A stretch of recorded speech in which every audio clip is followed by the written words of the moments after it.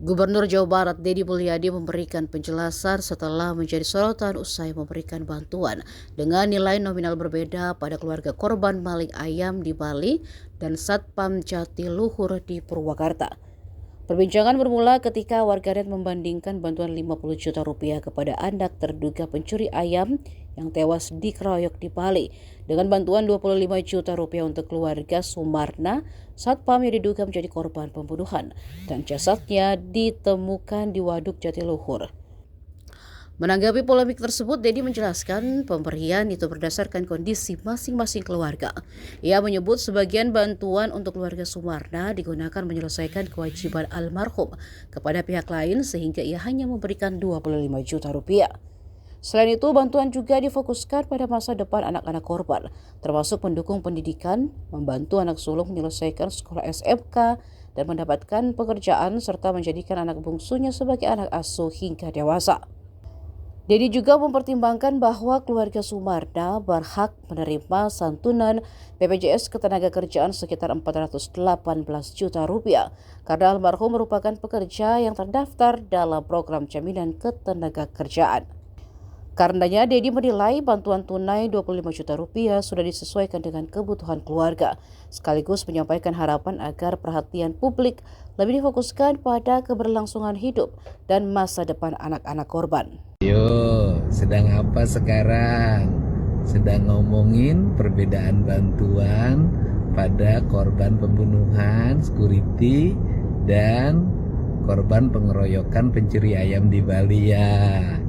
Saya dianggap membeda-bedakan ya. Saya perjalanan ke Batang, kebetulan ada acara Kementerian Perumahan dan Kawasan Pemukiman.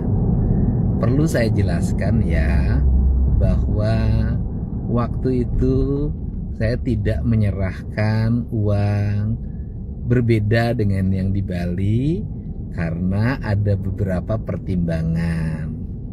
Pertimbangan yang pertama bahwa saya paham almarhum itu ada beberapa kewajiban yang harus diselesaikan pada pihak lain, sehingga saya memilih untuk menyelesaikan kewajiban pada pihak lain dibanding menyerahkan uang tunai semuanya ke keluarga korban. Yang kedua, saya berfokus untuk pendidikan anaknya ke depan.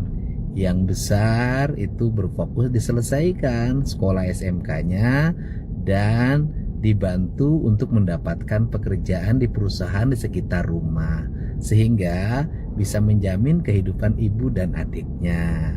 Yang kedua, adik kecil yang masih sekolah SD itu dijadikan anak asuh saya untuk menempuh pendidikan hingga dewasa nanti sesuai dengan apa yang diharapkan.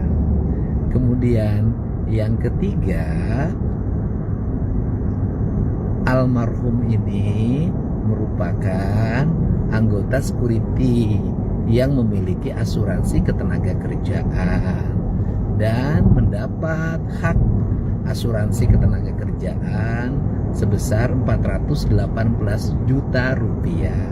Sehingga keluarga almarhum sebenarnya memiliki keuangan yang cukup. Yang harus dipikirkan adalah masa depannya. Karena berapapun uang yang diperoleh hari ini, kalau penggunaannya tidak tepat, pada akhirnya ke depan akan mengalami kesulitan.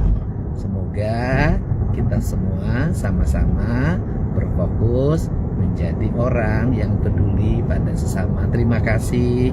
Kalau perbedaan pemberian tunai yang saya berikan itu menimbulkan kegaduhan, tetapi dengan menjadi anak asuh dan menyelesaikan berbagai kewajiban pada pihak lain, insya Allah nilainya lebih besar dari 50 juta itu.